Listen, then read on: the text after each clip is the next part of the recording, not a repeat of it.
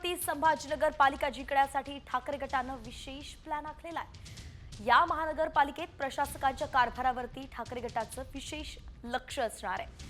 तर एकंदरीतच आपण पाहतोय की काल पत्रकार परिषद झाली, उद्धव ठाकरेंनी यातून भाजपवरती निशाणा साधला, शिंदे सेनेवरती निशाणा साधला आणि एकंदरीतच विरोधकांवरती निशाणा साधत आता एक प्लॅन जे आहे महापालिकेसाठीचं ते सुरू झाल्याचं दिसतंय।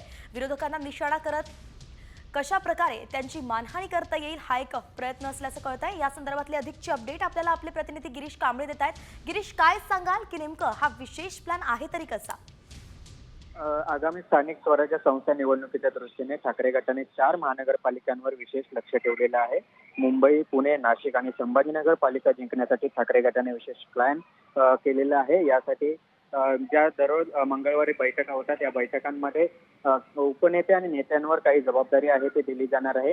मुंबई असेल, पुणे, नाशिक आणि संभाजीनगर या महानगरपालिकेच्या प्रशासकांच्या कारभारावर ठाकरे गटाचे नेते उपनेते आहेत ते विशेष लक्ष ठेवणार आहेत। आरोग्य, रस्ते, गुन्हेगारी, सामान्यांचे प्रश्न असे अनेक प्रश्न घेऊन या संदर्भातील सातत्याने आढावा घेतला जाईल।